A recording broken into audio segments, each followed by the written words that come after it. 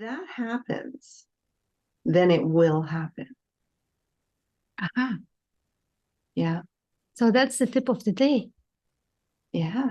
That is the tip of the day. If you've jumped in with both feet, might not happen tomorrow, but it has to.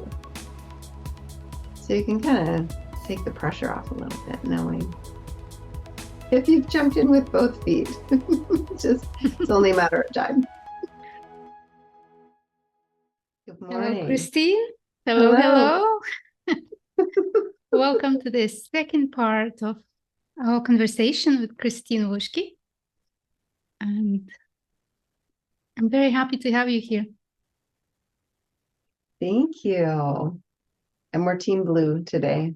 Yes, with the butterflies and mandalas and green plants and everything. Amazing. We should talk about the mandalas. Yeah, yeah. Yeah. Mm. Hmm. Last time Hmm. you shared about your awakening story when you were a little girl, and the Yeah. whole journey after that, which is fascinating. Like we all go through our own things that we need to see. It's so Yeah. true, right? We're so taken care of by life. It's easy to forget that one. Mm. I think all days it was easier because we didn't have so much information. Oh man, yeah, right? It's so true. I think back to, I'm imagining we're a similar, we're both Gen Xers, similar Yes. similar age bracket. Yeah, I think back to, my teens and 20s, and it was a different time without the internet. Mm. And I've read somewhere that we're only meant to have 150, we're only meant to know 150 people or something like that. That's Oh, wow.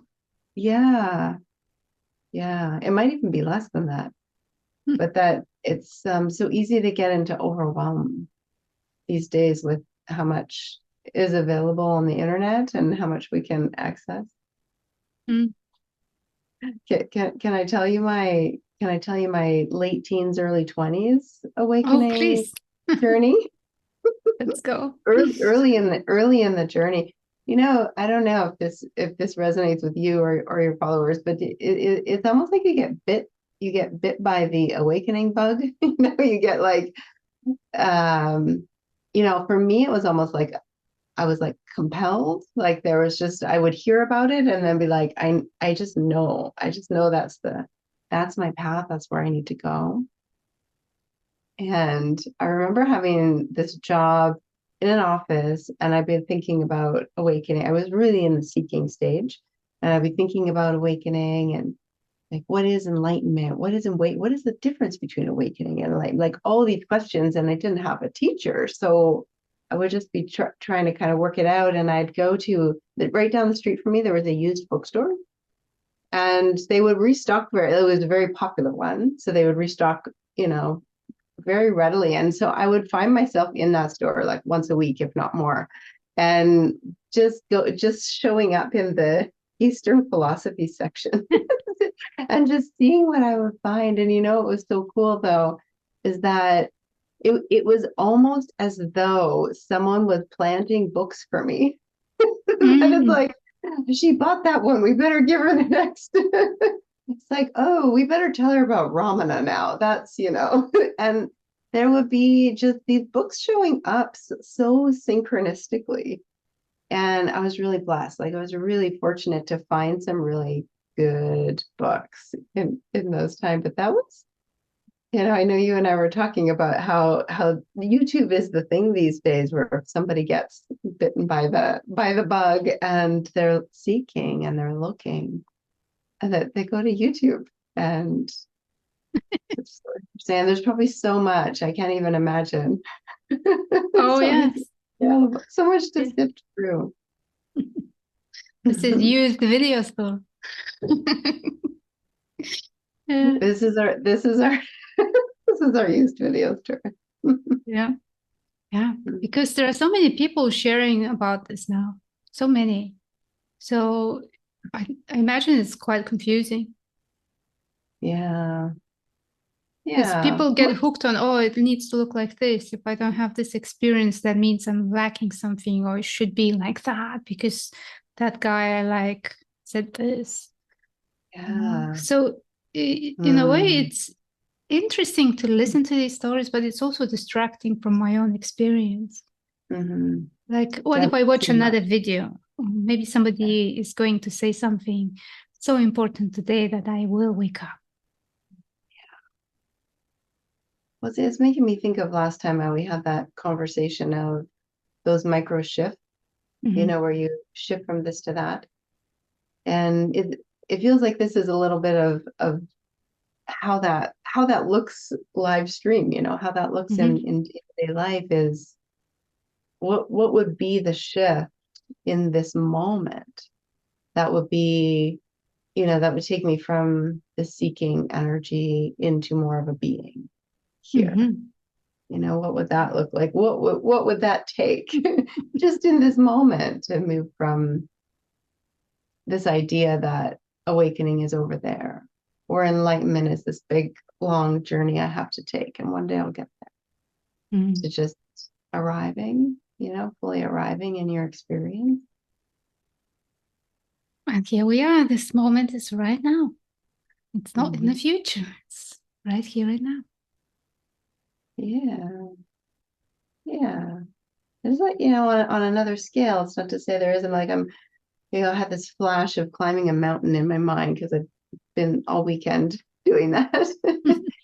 So, on one level, there is that destination in mind, it's like you set probably prior to incarnation, it's like, okay, I'll set the destination for enlightenment, but and there is this hope that I'll reach the summit, but sometimes you don't reach the summit. Sometimes the clouds come and it's too dangerous, or the rains come and things are wet and slippery, and you can't, you got to come back another day.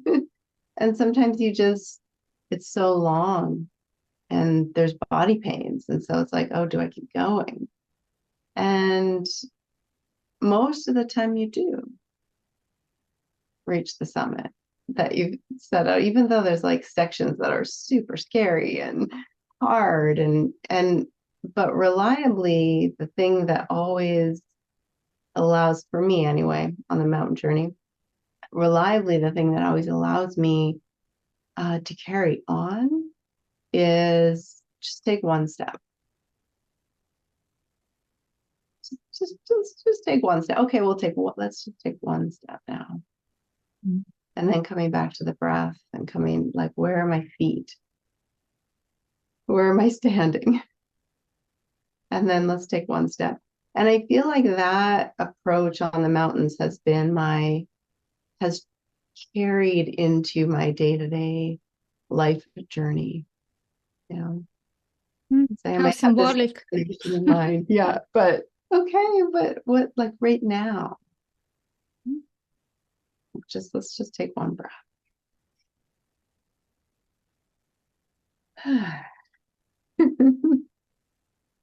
After last time we spoke, Mhm. suddenly I started to exercise, though I never ever was Wow. exercising. I was like, wow, there's something there.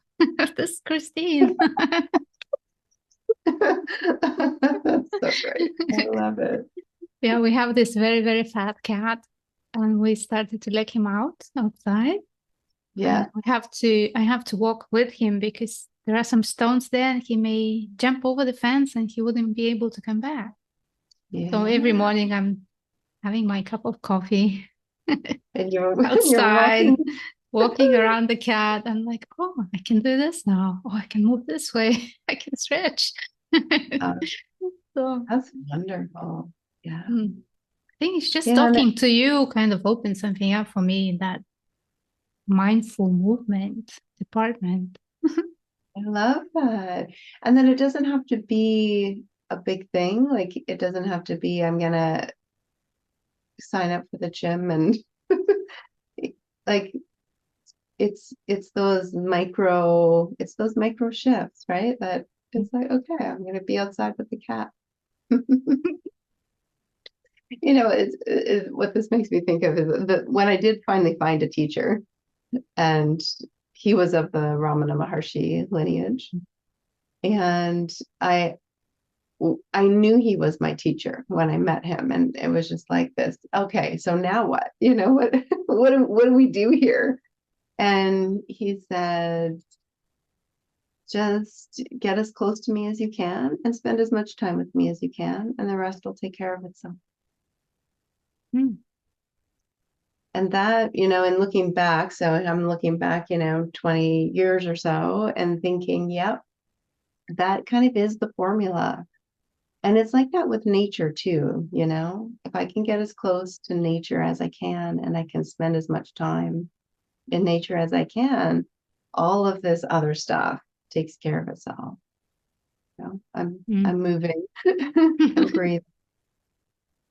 I have a moment to look at the clouds or the miracle of a flower. Just seeing the ones behind you there.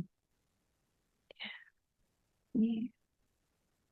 Nature is a great teacher. Especially cats. I have a lot of them around me. I must be in need of a lot of teachers here. Like we have They do it five in the well. house, and outside they are changing. New ones come in, all ones disappear, and yeah, maybe about Cats are another 10. really such good teachers. Mm. Mm. Yeah, I was thinking about the mandalas too. We were talking after our last call about how how it's almost like a representation of the journey in a way of the journey of an embodiment of a single human story, where how we start with we start as an egg, right? So we start as one little circle, and then that multiplies and expands, but it's still a series of little circles, right? We're a series of these trillions of cells that make up this highly complex being that is a human, and then there's this shift. These micro shifts I think are so valuable to think about on this journey of parts and pieces to whole. When there's when I can shift from maybe something singular like my story or my identity, and I can have that moment of panning back and looking at the whole. It's, I'm just this little body amongst all these other billion bodies on this planet, amongst all these billion other planets. And it's a bit like the mandala journey, right? I can look at one dot at a time, and that's how you build them, is one dot at a time. Right. And you can only focus on one dot at a Yes. time. But when, there's these moments of stepping back and having a look at the whole picture, and it's so incredibly beautiful to see how I can even make a mistake in making a mandala. Be like, oh, I was supposed to do a row of dots, and I ended up doing a spiral or whatever. And because I'll kind of forget what I'm doing, and then I'll be like, oh, well, I'll just repeat that all the way around and keep going and see what happens. And it's like, it turned out more spectacular. There's something about this shift.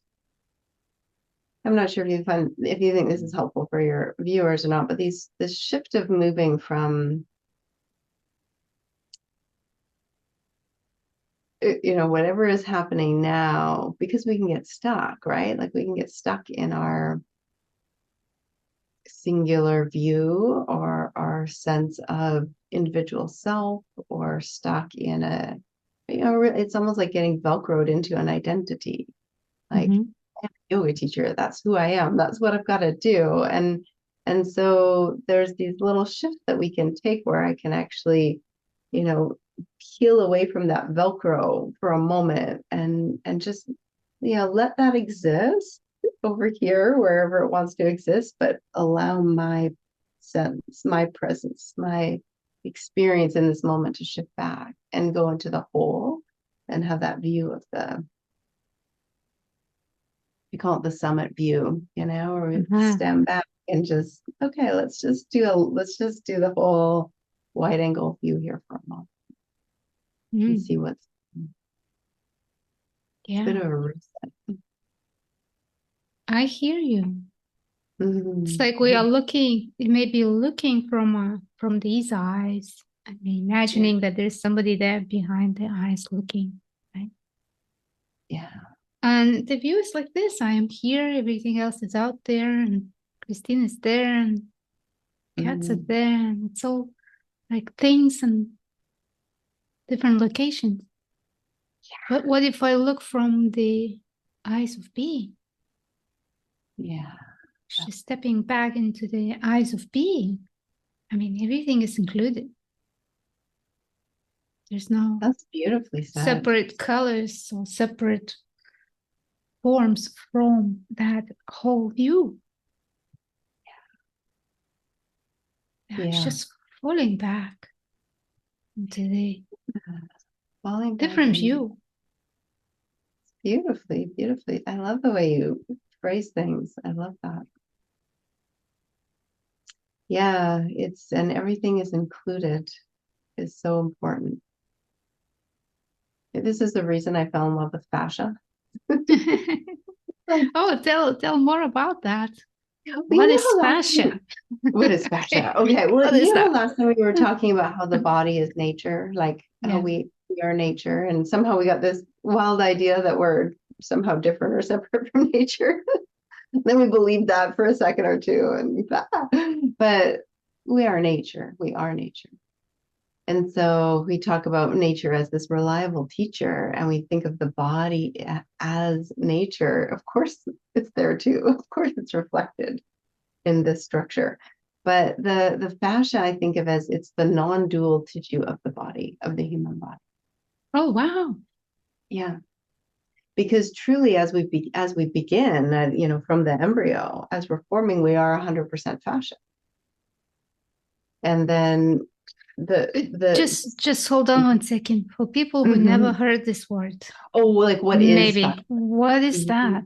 What is Well, like I think traditionally in body anatomy types of circles, it would be the connective tissue of the body. So we know what a muscle is, we know what a tendon is, and we know what so it's the fascia would be the tendon. So the connective, the pieces that what connects everything to everything else in the body will be considered a fascia. And then that's older. When I teach anatomy, I teach an anatomy museum because the understanding of the human body is changing so much that that would be like just a trip through the anatomy museum just then. It's changed so much in more recent years, but more recently they've discovered that it's actually an entire system, like the nervous system or the immune system. So it's the fascial system. So now things are changing in this understanding of this as a system. So I think in order to truly understand what's cool for me about it is that in order to truly understand fascia, you almost have to go into the non-dual state for a moment. All right. And really actually see it from back to front. And then, the light bulb goes off and it's like, oh, wow, that's so interesting. I was thinking of it in terms of anatomy or parts. I was like trying to identify the Achilles tendon is here to here. Okay. And trying to identify this separate structure. But what's cool is that if you actually take that little shift and you come over to the non-dual perspective, you can understand fascia almost immediately. It's almost as though the tissue itself goes, thank you for recognizing, thank you for appreciating what I truly am. And there's a deeper understanding. But yeah, so the fascia as a system, so this living system in the body, it's liquid. It's kind of like a liquid crystal on a molecular level, which is pretty cool all on its own. But we start out 100% this this fascial tissue, this amazing, incredible structure. And everything that comes out of that is still that, which is so the awakening story, right? Like when we have that shift, we begin to see this kind of from back to front perspective. As you said so beautifully, like everything is that. So, we can look at it from the awakening perspective. I'll give you a little comparison from the awakening perspective. We, especially in non-dual circles, we'll talk about how everything is that. So that not two idea, there's nothing that's not pure consciousness or whatever word we're using for it. And then everything that comes out of that is still that. It may be a different color of it or flavor of it or texture of it, but it's made of that. So we've never been apart from consciousness, energy, God, whatever what word should I use for that thing? Blank with the brackets. Fill your own. I'm gonna use consciousness with a capital C. Okay. So we've never not been that. We've never been separate from that, right? We think we have, like we can feel like we have, or it seems like we have, but not truly. We have never been. It would be impossible to be. So it's almost as though on this body level, here's this reflection of that little nugget of truth that there's nothing in the body, anywhere in the body, that's ever been separate from this fascial system. It emerged out of it as it got a little more maybe specialized in its job. A liver is going to do different things than a brain, right? But all of those cells emerged out of that. Wow, the clear crystal. That clear crystal. Liquid crystal. That liquid, yeah. Yeah, so it's called the extracellular matrix, or the ground substance. There's all these different, or the interstitium is a more recent term to describe You know what it reminds me of? It's like mycelium and mushrooms. Mycelium, it's all absolutely. Like underneath the whole forest, there is this system of forest internet. Let's say that information exchange, fluids exchange. Very much like that. Sounds like this kind of thing. The It's fascial called system fascia. is very much like the mycelium. Yeah, very much so. Yeah. Yeah. And just because of its, crystalline type of structure, there's all these questions in the fascia circles as to, like, is this connected to memory? Is this more, I've always thought of memory being something that's limited to the brain, but I think it is. In my life, I kind of had an experience with this fascia thing when I had very, very sore shoulders and my back was very stiff. And then I found somebody that was doing myofascial massage. I didn't know what that was, but it sounded cool, so I went. And he explained to me that this fascia is this tissue that connects everything, but then it gets into like a hardened jelly kind of thing to hold the posture.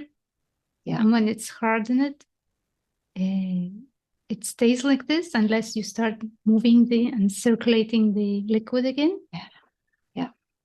Yeah, and it responds to pressure. I really think that it's meant to be accessed or interfaced with in a very relational way.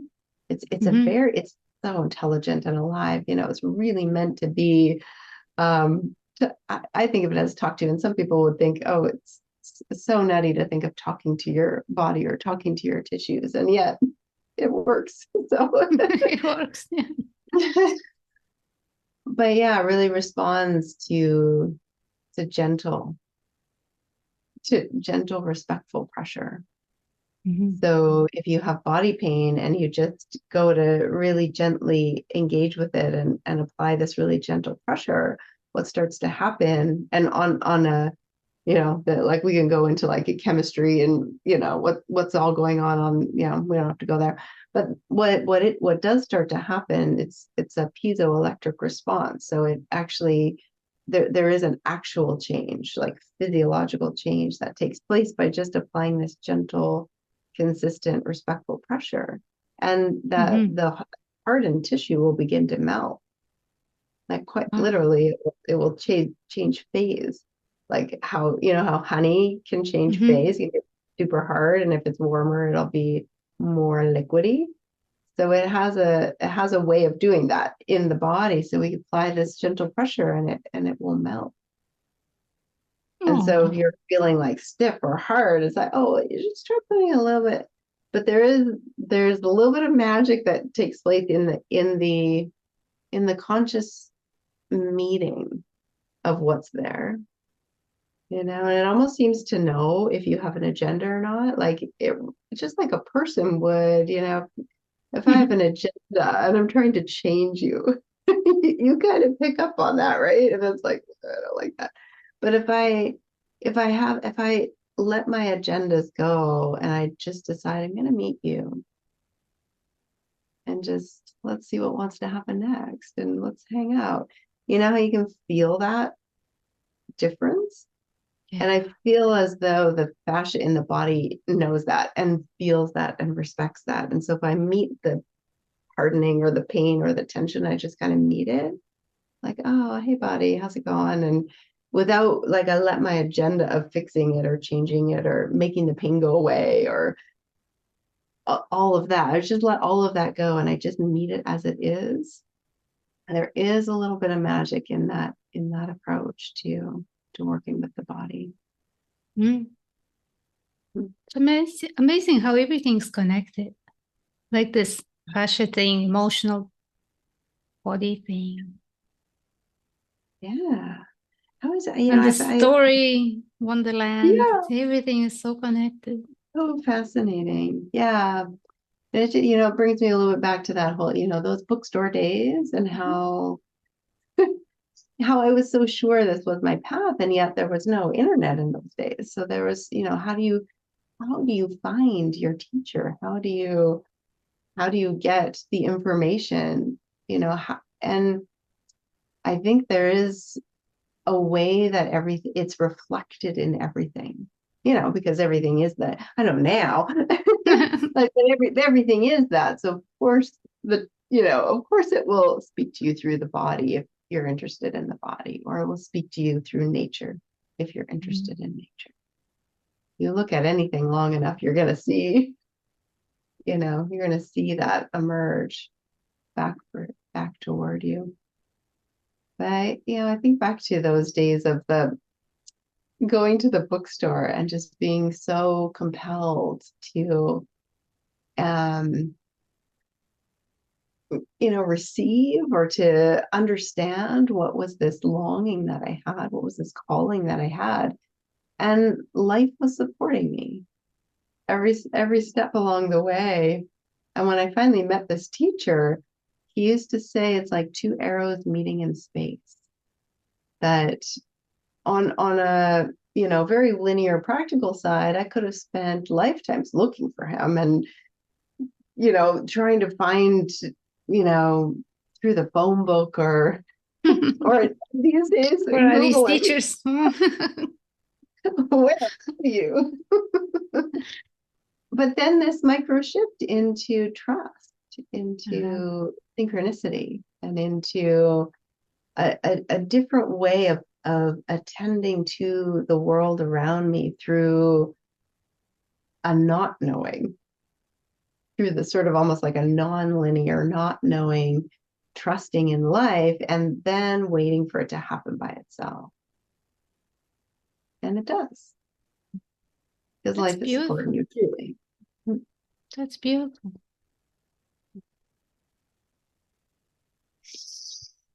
So, by the way, if you are watching this video found you for a reason. The book came off the True. shelf, went on your head. That actually literally happened to me. Oh. I have a funny story about the bookstore. Please tell. It was it blew my mind because I Mhm. read somewhere. I don't remember, was it internet? Maybe it was. Yeah, I read somewhere that there is this book. It's called Everything You Know Is Wrong. So Oh, I that thought sounds great. it's a great title. So I go to this bookstore in Brighton, and they direct me to this corner, and I'm looking and looking and looking for this book. I cannot find it. So I go to the assistant and say, "Can you check in your computers? Do you have this book?" And the guy looks up and he says, "Yes, there is one copy." And he says, "I'll help you find it." So now I know there is this book there. It's not, It is there. it is there. And I'm looking and looking, and the guy is looking and looking, and I cannot find it. And then it just suddenly, out of nowhere, it's right in front of my nose. It's been there all the time. But somehow my attention was skipping it. Mm. So everything you know is wrong. And it's just bam, right there. I was like, oh, what happened here? Interesting. Yeah, I Wow. think it was powerful message as well. That, you know. It is. It's so powerful. And it's like that's a real thing in neuroscience that Hmm. that this reticular activating system. Have you ever heard of that? It's Particular activating system. reticular activating system. Wow, So how? basically, it's I won't go into like the painful details, but you know we are inundated with so much information in every single moment, and the brain has to have a way of filtering out what's not important. Mhm. Otherwise, we would just be in a constant state of overwhelm all the time. So Right. insert this system that it's a filtration system. So Mhm. it's taking away, it's taking our attention, taking out the things that we shouldn't be paying attention to. It might Mhm. be, we might like, a really good example of it is when we go smell blind, like when you walk into your house and you maybe smell the bad broccoli or something, and it's Uh-huh. like, whoo, it sort of hits you, but then after a few minutes you don't smell it anymore. Right. Yeah. It's a bit like that, but in everything in life. So Mhm. we don't notice. We just don't notice. And they've done experiments with this where they'll have someone who has this maybe abundance mindset or a luck mindset, and they'll create little obstacle courses, and the people that are doing the experiment have no idea, that they just know, they're just told to walk from here to there. But they'll put like they'll put like money, like they'll just like put a $20 bill or something, and Uh-huh. the people that have that expectation that they're supported will be the ones that will find the money. And the people that had more of an expectation that life is really hard, or that um, nothing ever works out for me, or whatever it is, that they wouldn't see, they literally wouldn't, their brain would just filter that out as not important, and they wouldn't see it, even though it's the same course for everybody. But I think that's, it's a big part of awakening, in that if the expectation is that this is going to happen, Mm. this is the destiny of every human embodiment. This is why we're here. This is going to happen. Then there's we expect to see the book on the bookshelf, and so we do see the book on the bookshelf. Right in front of your face. Just 1 second. Yeah. I think I Yes. lost my cat in somewhere because he's keep Oh, meowing. yeah. I don't know where from. Oh, look. That's so cute. Here is my fat cat. So adorable. Oh my goodness.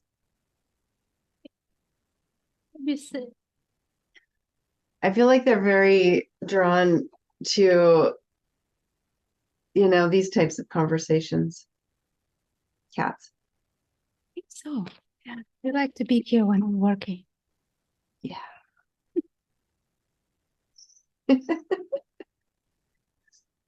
I don't know. I feel like saying something about that. Like not every, if you're watching this video, because not everybody has that set in their system, right? There are individual humans that can go through their entire life and not even once think about, why am I here? What's the what's going on? What's this all about? And that get bit by that bug and get compelled down that path. So it's actually quite rare, really, even though there's the internet and we can it seems so common, but that's because of our filtering system.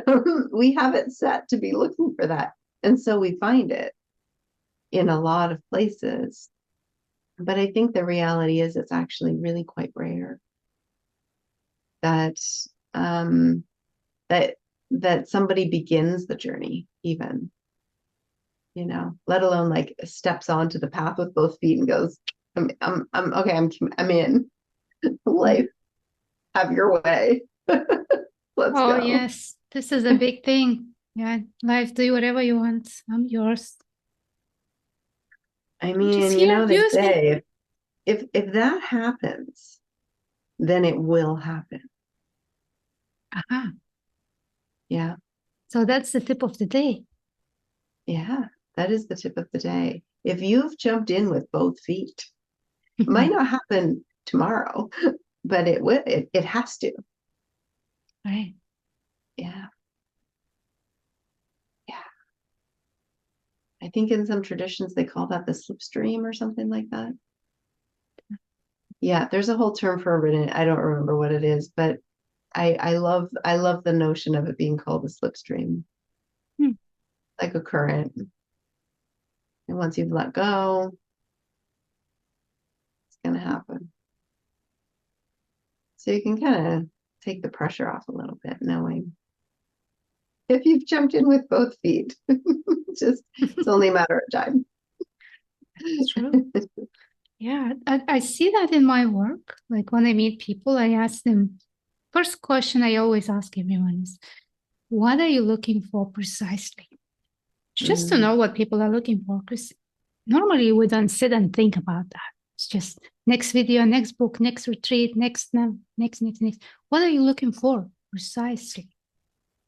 Right? Once you identify what you're looking for, then you can mm, ask this most important questions. Are you ready? Are you ready? mm.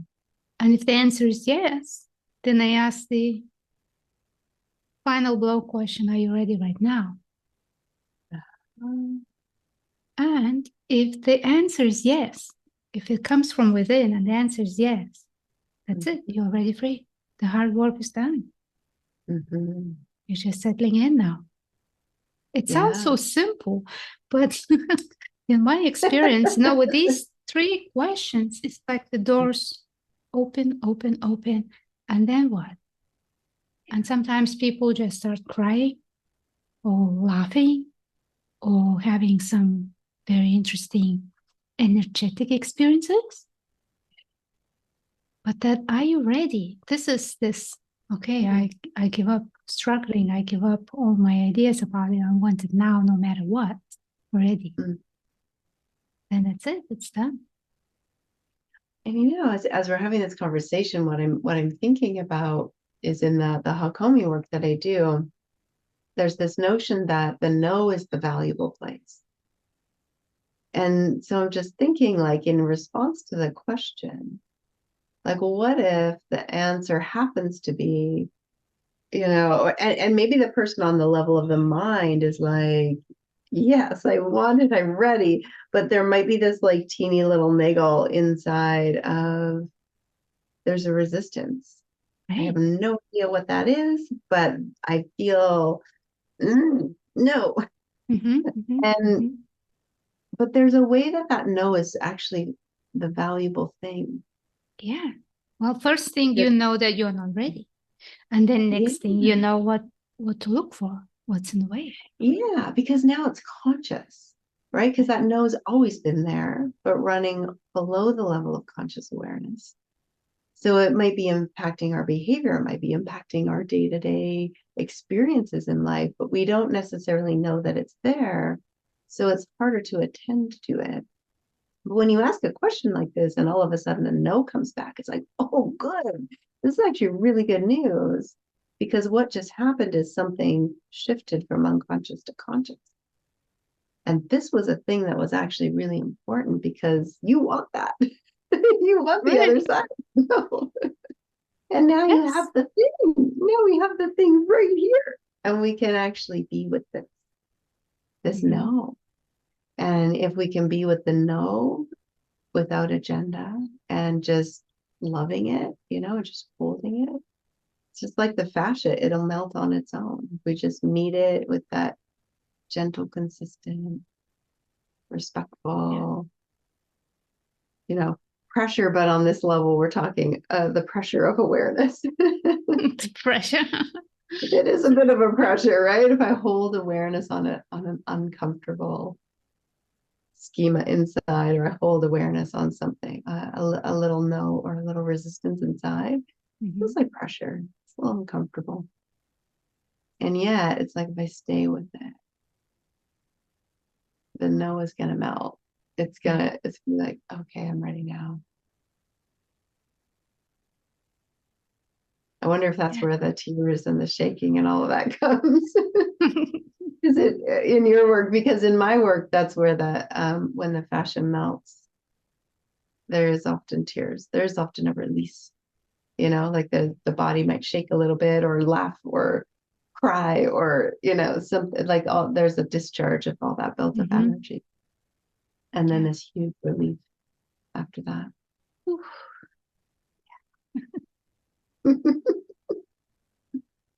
So I suppose that's just the way.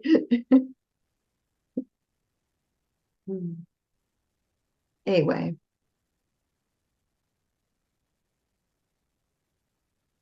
Think that it's very important to see consciously what is going on. it's so important. Because if we don't see what's going on, we don't even know how to approach it. Like if you don't know about fascia, if that never Yeah, came across your life path, you wouldn't know what to do with it. yeah, But once yeah, you know, it's like, oh, a new world opened up. You can start exploring.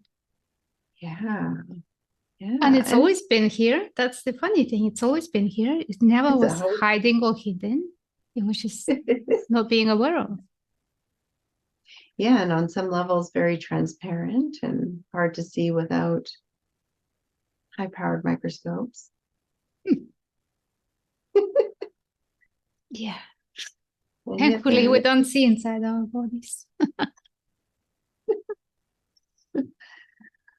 Hmm.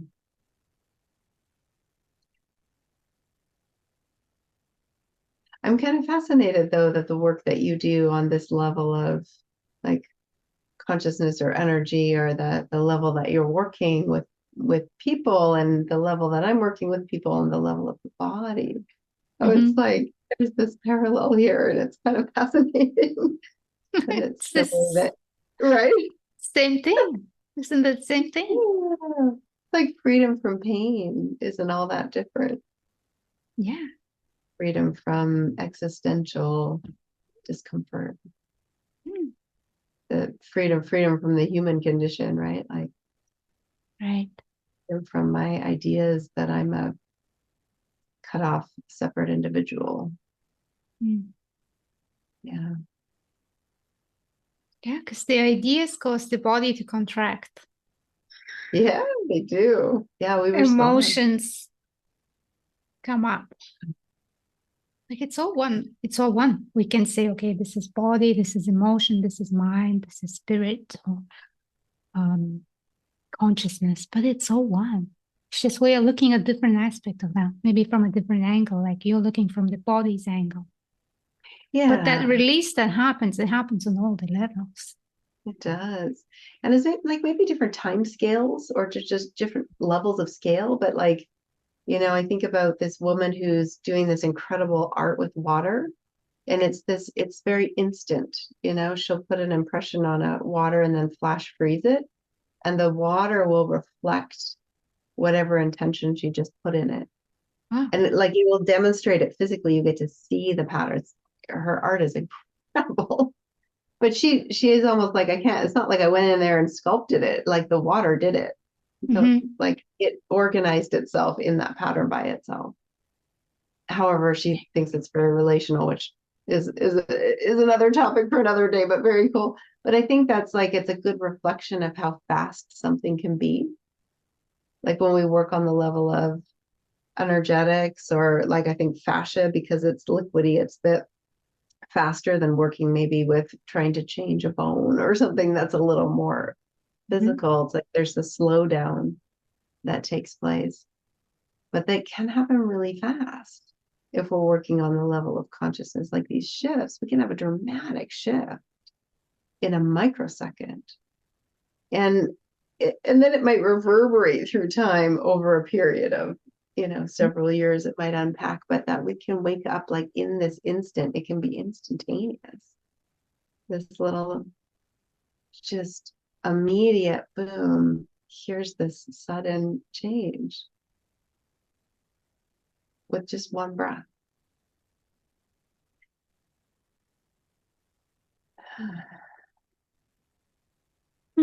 All it takes is shift of attention. Yeah, it is. That is the shift. Hey. In other words, shift of where we are looking from. Yeah, that's a big piece. Hey, the vantage point. Yeah, the vantage point. Yeah, it's a very big part. Big piece of the puzzle. Key piece.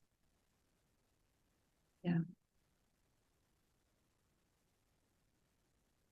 The perspective shift is just, I think once you have the experience of that, even just one time, we can begin to get more acclimatized to what that's like.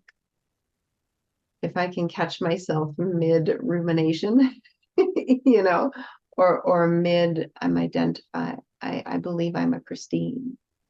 If I can catch myself mid contraction in the moment where it's most uncomfortable and have that shift right then, wow. That kind of loosening the grip and just allowing it to shift in that moment. It gets easier and easier and easier and easier.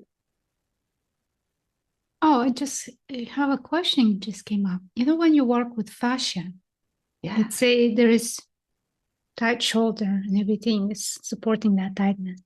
And then there is gentle pressure and release. Yeah. Does the fascia has memory to come back to that stiffness? Or is it once the release, it's released?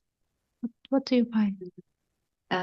It will come back. It will remember where it was, and it likes to hold. So if we wanted to say be a permanent change, that's where we want to actually go to almost like the ground zero of sometimes it's a bit of a trauma, which is why we ended up going down the trauma rabbit hole, is because it kept coming over and over to, if I want a permanent change in that, let's say the holding pattern is this, and I release it and it settles here to a more neutral, and it's like, oh, this is so much more comfortable. And then it's like, but it would keep coming back. And so I want to go to what's the origin of that? What's the ground zero of why the shoulder keeps moving into this protective stance? And every time whether this was my own body or a client's body, I would come to the kind of origin point of that. It was almost always a trauma. It might be a micro trauma or a little scale of series of traumas, but it would always be something happened. Something happened that told the shoulder, this is the best way for you to be to keep the system safe. Right. And so if there was a way to really consistently give the message, it's safe right now.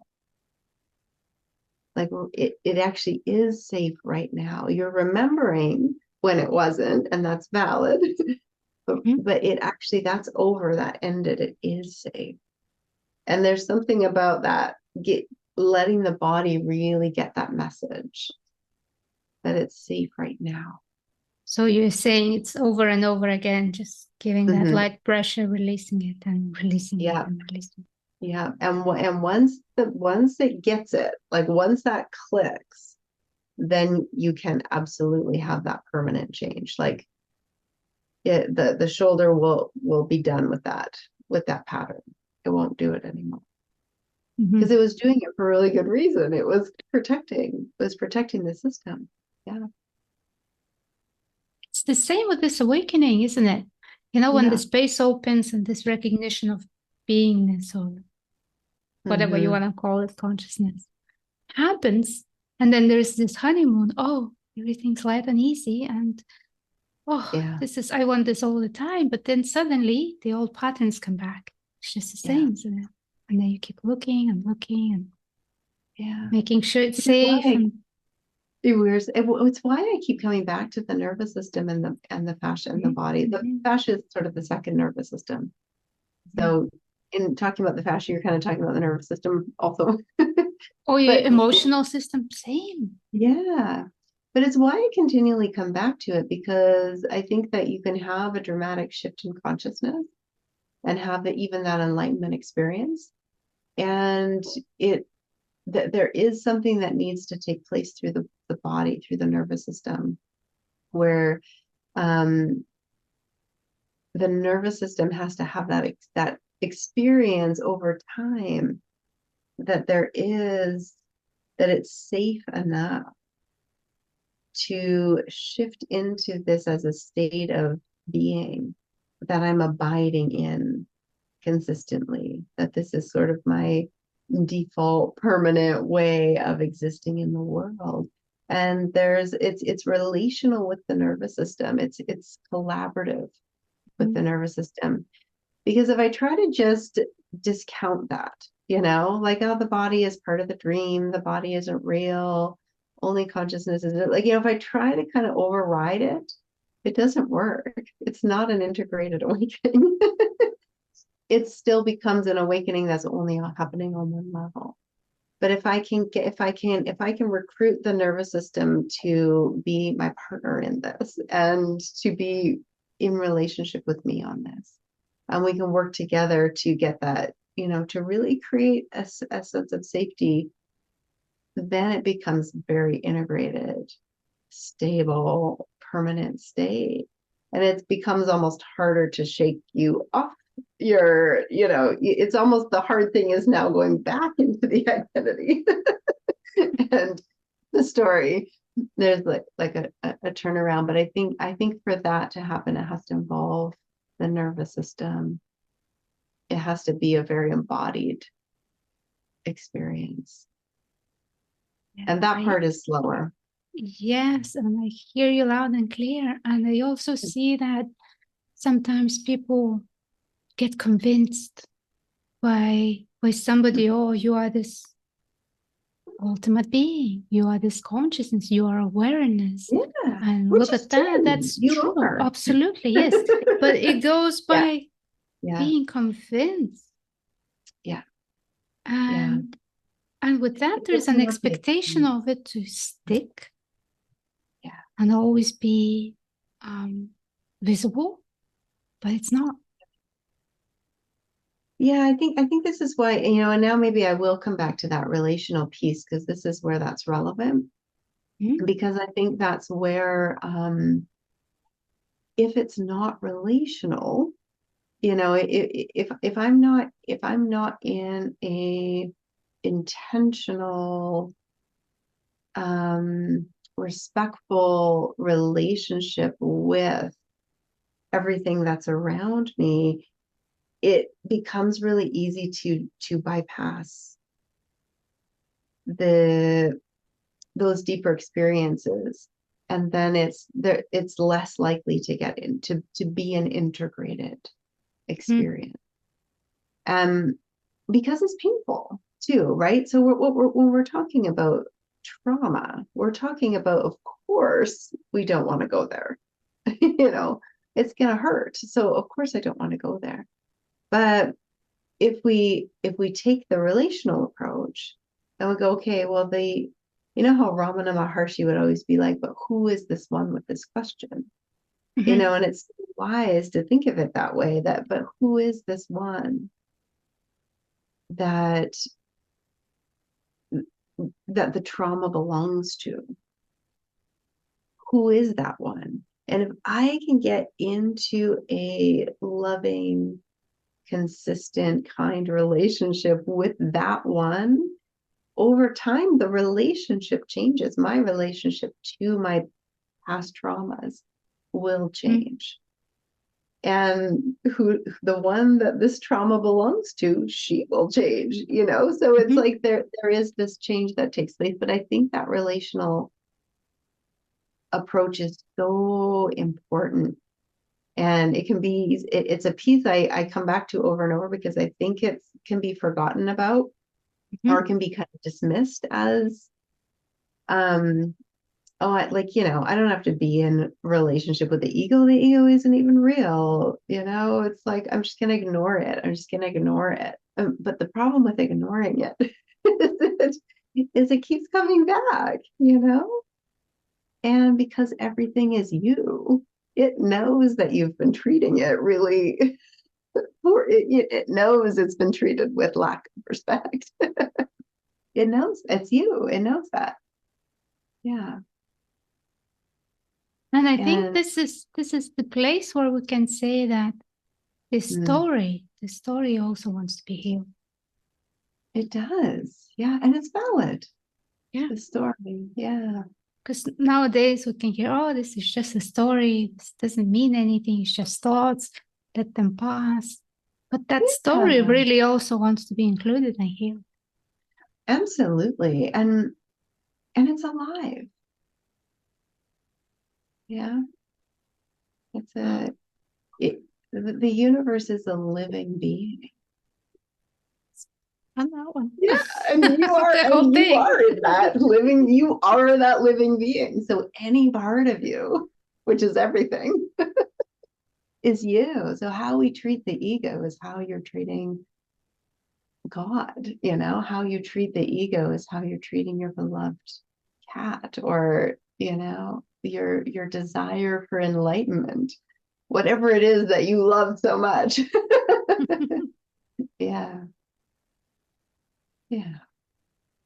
And yeah, I really feel that love is this secret.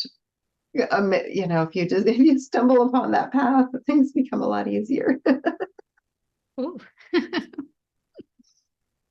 Yeah. Instead of dismissing the ego, we can fall in love with it. Not in an obsessive way, but in a truly okay, buddy, let's get to know each other here. Being given in kindness. Let's work this out. Yeah. Friendship. Yeah. You can be a team. And then it's useful. Did we talk about the spacesuit last time? No. It's in my book. It's the metaphor that I use for the ego. It's a spacesuit. Yeah. Like if you want to go to Mars and have an experience, you can't breathe there, so you need a spacesuit. So it's useful. It's helpful. But we get identified with the spacesuit. So if we're talking about the ego is the spacesuit in this metaphor, right? But so if I get identified with the spacesuit and I start to think that the spacesuit is the most important thing, now I'm not having the experience. Right? I went all the way to Mars. I wanted to have this experience. I put on the spacesuit, but now I've forgotten I'm on Mars and I've forgotten why I went because everything has now become about the spacesuit. You become kind of obsessed, did I turn on the right dials today? Did I, is there a little rip in it? So we can become kind of like all about the spacesuit and then not get to have the experience. Very clever. Yeah. So it's important because we need it to exist here, we need an ego, right? Like, so it's not to say, just take that spacesuit off and go, because there was a purpose to it in the first place. It has its usefulness in the first place, but it's like the shift is in seeing it for what it is. So if I see the spacesuit for what the spacesuit is for, now it's this useful, now it can be a friend. Now I can have this, let's do this thing. Let's walk around on Mars. Let's go have the experience. Yeah. It's a good metaphor. Beautiful.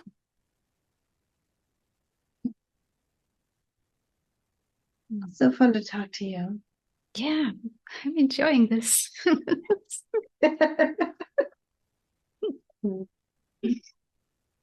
And for your viewers too, like I really, try making a mandala as a practice. If you're not fit enough to walk up a mountain, because if you're fit and athletic and you can just go climb a mountain, just go climb a mountain, that'll be enough. But if not, make a mandala, because there's something in that process that's very similar. It just one thing at a time, one dot, one step, one breath. Wow, what a beautiful invitation. Do you run workshops or courses, or do you have some? I do retreats, yeah.